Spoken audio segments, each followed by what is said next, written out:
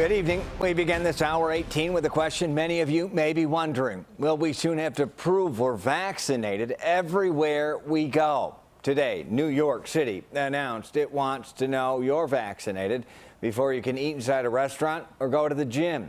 We asked our CBS 2 investigator Megan Hickey to find out what Chicago will do. And Megan, Chicago's top doc isn't ruling it out.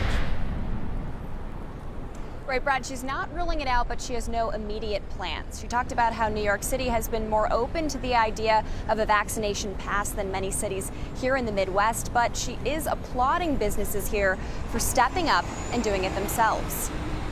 Okay, so that's your golden ticket.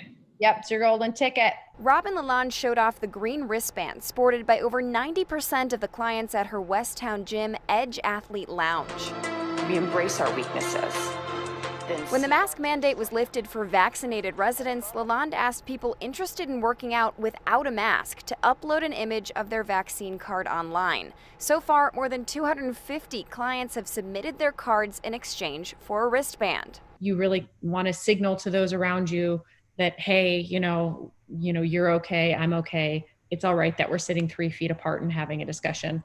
You can see that kind of wave of relief overtake them. Turns out Lalonde was ahead of the curve, at least when you look to New York City. But if you're unvaccinated, unfortunately, you will not be able to participate in many things.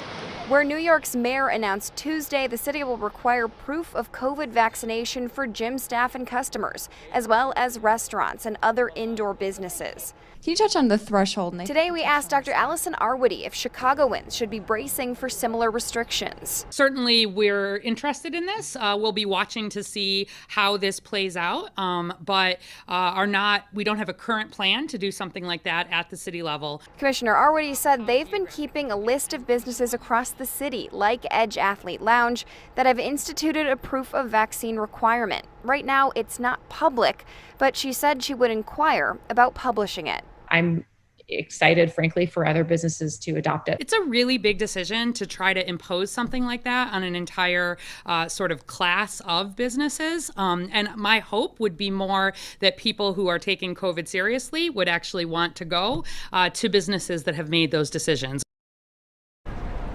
Now, while there's no vaccination pass in the works, Dr. Arwady said they're working on a way for people to more easily download their vaccination records in a formal way from the registry, because right now there isn't a very easy way to do that. Brad? Yeah, sure, true. Megan, what does Dr. Arwady say when and how the mask recommendation indoors could become a mask mandate?